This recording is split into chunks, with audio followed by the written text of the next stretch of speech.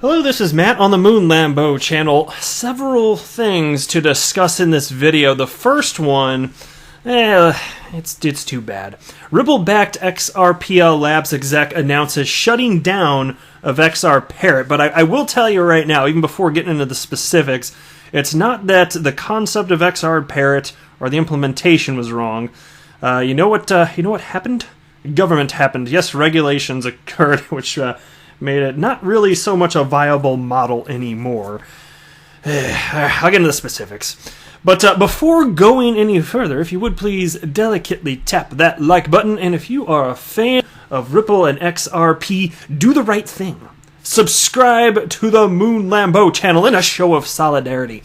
Or don't, it's probably a terrible idea anyway. You're just gonna get tired of it, and I've got a stupid name, I say dumb stuff.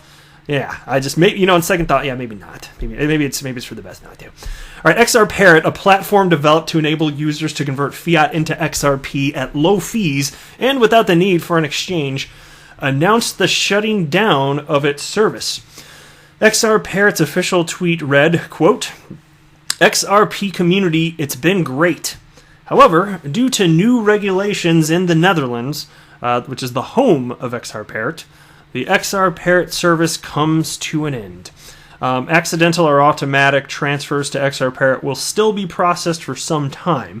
Users will be informed." They write that in parentheses right there. "Thank you for everything." So not literally shutting down immediately, and we don't know exactly what that time frame will look like because they said, again, accidental or automatic transfers to XR Parrot will still be processed for, quote, some time. But I tell you, most of the time, actually, maybe every time, literal every time. Every time I've reported on a project having anything to do with XRP that has failed, and not that there have been tons, there haven't been. It's none of it has had to do with regulatory issues being the catalyst for closure of anything along those lines. It's more so just that there's all sorts of interesting concepts being tried, just as in the early days of the internet. I guess really not even just the early days, but especially in I think mid to late 90s, there are all sorts of business ideas being tried, and tons of them failed. But the market sorts this stuff out, and some of the ideas, some of the ways that businesses are going to market, with the implementation of XRP being part of some of the business models, some of this stuff's going to have staying power. And if I had to predict two big ones, obviously, this is not going to be mind-blowing, but obviously XRP is a bridge currency. I know, earth-shattering news.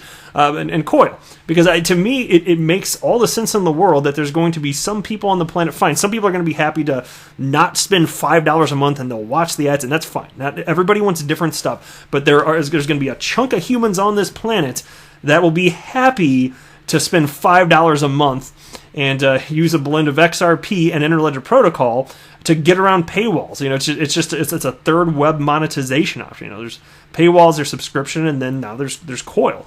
And so, to me, it would be weird if something like that didn't continue to get traction over the long haul, because technologically there aren't any hurdles anymore. Thanks to cryptocurrency and the creation of Interledger Protocol, it can actually be done, and it's actually being done now, and you're seeing real world adoption. And so that's why I don't know how many of you guys are aware of this, but Stefan Thomas, the Ripple's former CTO and the creator of Coil, he had a meeting some time ago with Apple.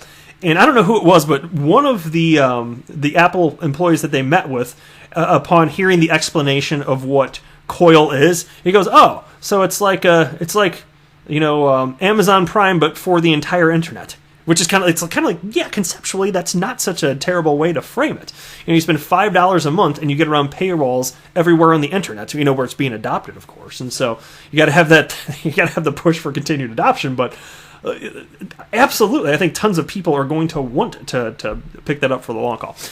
Anyway, XRP Tipbot developer and founder of Ripple-backed XRP Labs, Wietse Wind, revealed that the costs associated with registration, license, legal, and operational were the reason behind the discontinuation of XR Parrot. And he said, quote, "As I tried to keep the fees to an absolute minimum, and I don't feel like overcharging, there's no way I can make XR Parrot work in the new regulated playing field. I am pro-regulation, but the costs, registration / license, legal, operational, simply won't be covered. So it's just the way it unfolded. Previously, too, the developer had emphasized on the need for a service such as crypto regulatory compliance company for small crypto companies, developers, startups, innovators, in an effort to not let laws across the world impede innovation in the space. Wind had pitched the idea of a crypto regulatory compliance as a service that could take care of KYC, that's Know Your Customer, AML, which is anti-money laundering, risk profiles, customer service, security, PEP checks, sanction list checks, possible identity theft, and other procedures required to operate a trustworthy, responsible, respectable crypto business.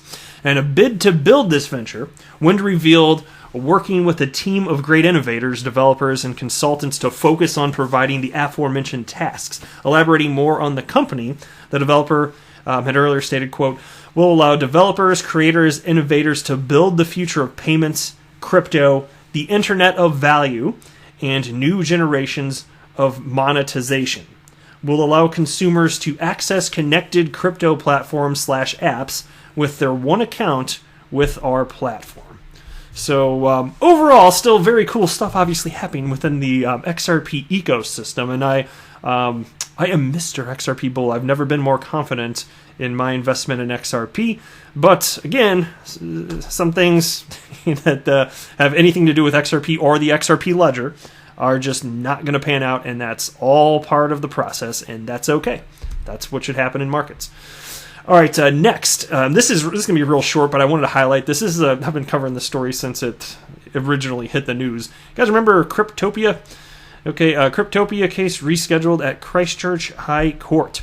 CryptoPia, Christchurch-based cryptocurrency exchange, recently announced that its directions hearing has been rescheduled February 11th through 14th at Christchurch High Court. The hearing was earlier scheduled with a New Zealand court for February 3rd, 2020. The exchange reported the hack at the beginning of January last year, a hack that resulted in the loss of $16 million worth of Ethereum and other cryptocurrencies. Following this, the exchange went under maintenance in order to assess the matter. However, its ordeal did not quite end there, as it fell victim to another hack towards the end of January, doubling its losses. Because as my grandpappy used to say, people are no damn good. I wonder how many cryptocurrency exchanges there are going to be like another 5 or 10 years from now, because some of them are going to have trouble competing and ultimately go away. Some are going to have tremendous staying power. And what's the right number? It makes me wonder, are there too many cryptocurrencies, not enough? Well, it depends, because as more individuals come in, maybe there's room for more competitors, or maybe it's just the case that those that are going to have staying power are just going to have massive client base and ultimately result in just the trading of trillions of dollars worth of cryptocurrency assets. So maybe that's more likely. We'll see, though. It's fun to think about. All right, next, United States SEC charges Convict and Associates for $30 million fraudulent ICO. Frickin' people. The United States Securities and Exchange Commission has charged a group of criminals who raised over $30 million through a fraudulent initial coin offering. Per a January 12th press release, the SEC charged convicted Boaz Manor, what a name, his business associate, and 2 companies, CG Blockchain Inc. and BCT Inc., SECZ, with violating the anti-fraud and securities registration provisions of the federal securities law. Manor is a dual citizen of Canada and Israel. But you know what? I'll tell you what, if crypto didn't exist, these people would still be D-bags and they'd still be doing something bad, right? People are who they are. The entities allegedly raised more than $30 million in a fraudulent ICO conducted with the objective to launch hedge funds testing technology to record transactions on blockchain. Now, the SEC's complaint reads that between August 2017 and September 2018, the defendants promoted and sold digital asset securities in an effort to develop technologies for hedge funds. Manor represented himself as Sean MacDonald, an employee of his New Jersey-based associate Edith Parrot, an Israeli citizen who allegedly ran the company.